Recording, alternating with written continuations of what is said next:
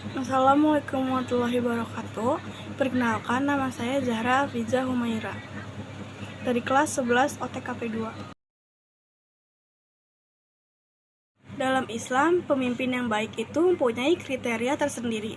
Sebuah kriteria yang tidak hanya mendapat standar baik menurut kacamata hukum buatan manusia, tapi lebih jauh lagi kriteria pemimpin dalam Islam merupakan hukum mutlak dari Allah Subhanahu wa Ta'ala.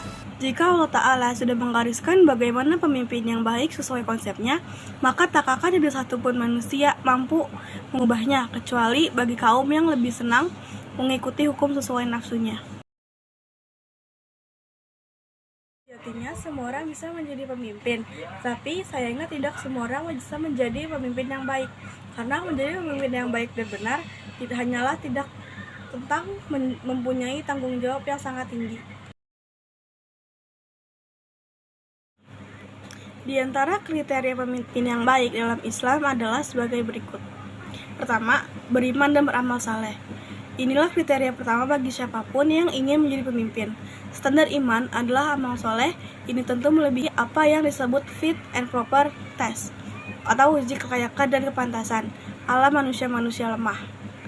Fit and proper test bagi seorang muslim yang ingin menjadi pemimpin akan terlihat dari amal nyatanya dalam menjalani kehidupan di tengah masyarakat. Kedua, niat yang lurus. Ini penting, sebab adanya orang yang ingin jadi pemimpin karena menginginkan satu di baliknya. Berkacalah pada negeri ini, betapa banyak orang yang bernafsu untuk menjadi pemimpin. Ia harus merogoh koceknya puluhan bahkan ratusan juta hanya untuk membeli sebuah jabatan. Disinilah pentingnya niat. Disampaikan terdalam hadis Nabi Shallallahu Alaihi Wasallam, sesungguhnya setiap amal perbuatan tergantung pada niatnya, dan sesungguhnya setiap orang akan dibalas sesuai dengan niatnya.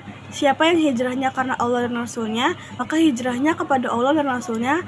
Dan siapa yang hijrahnya karena urusan dunia yang ingin digapainya, atau karena seorang wanita yang ingin dinikahinya, maka hijrahnya sesuai dengan apa yang diniatkannya tersebut. Hadis Bukhari, Jami'us Sahih nomor 45, 163, Muslim, Jami'us Sahih nomor 1907. Ketiga, tidak meminta jabatan. Meminta jabatan berarti mengemis, rakus, tamak.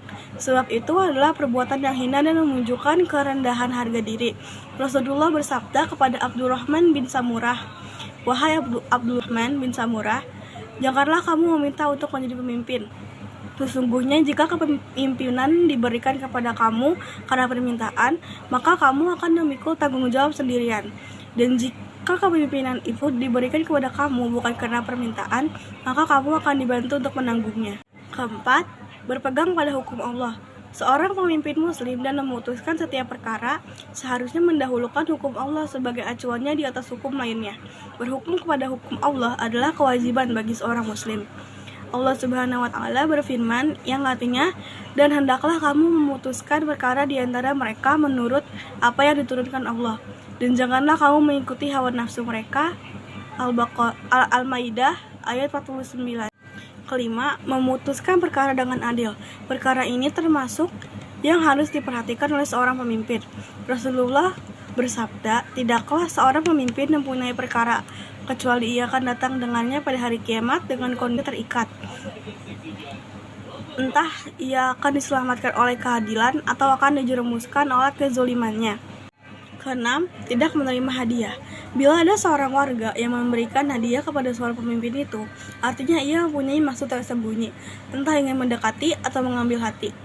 Karena itu, seorang pemimpin harus menolak pemberian hadiah dari orang warganya. Hal ini seperti yang disabdakan oleh Rasulullah Shallallahu Alaihi Wasallam, pemberian hadiah kepada pemimpin adalah pengkhianatan. Ketujuh, tegas. Seorang pemimpin dalam Islam harus tegas setegas Khalifah Umar bin Khattab. Sebaliknya, ketidaktegasan seorang pemimpin akan membuat reputasinya buruk di mata rakyatnya.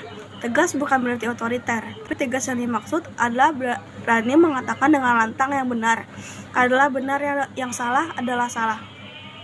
Tegas dalam menindak orang dengan sengaja melanggar aturan-aturan yang telah ditetapkan, terlebih lagi aturan dalam syariat Islam. Yang terakhir adalah lemah lembut. Sifat dan sikap lemah lembut dari seorang pemimpin mampu menyejukkan permasalahan yang terjadi di tengah-tengah rakyatnya.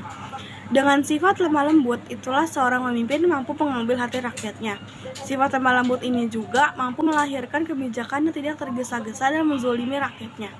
Tak ada yang lebih indah dari seorang pemimpin selain kelembutannya dalam bertutur kata dan bersikap dalam kepemimpinan rakyatnya.